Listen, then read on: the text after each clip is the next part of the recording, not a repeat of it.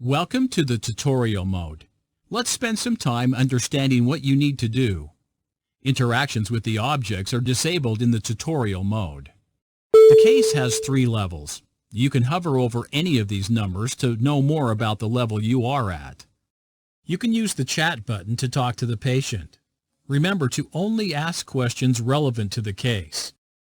To perform a physical exam, you can click on the various hotspots on the patient. You can click on any of the blue glowing objects, such as the EMR, phone, and the vital signs monitor, to interact with them. You can click here to view your notes for this case.